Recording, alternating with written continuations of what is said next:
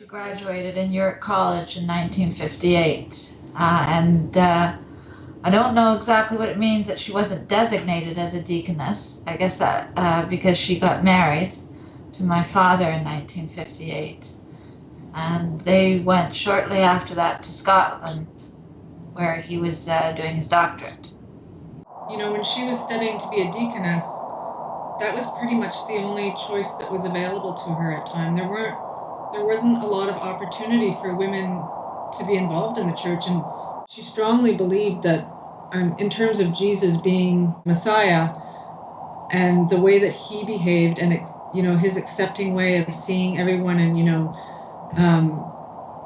gathering children to him and women, she wanted to share that story in a way that would be meaningful for everyone and not just, you know, the disciples were 12 men. So she talked about Mary Magdalene as being a disciple. She talked about the women rolling away the tomb and how powerful an act that was. She loved nature. She loved birds.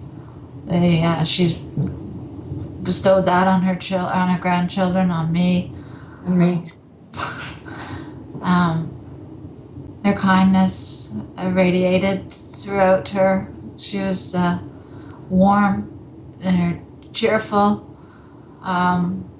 Even when she was having treatments for her cancer, I would come home from the hospital and I would be so drained and so exhausted. And I remember one time one of the women came up to her in the apartment, and I was finished. And she's the one who had the treatment.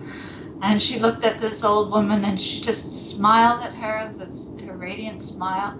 And I just thought, how can she be? I just was overwhelmed at that. The ordination of women into the ministry and into being elders.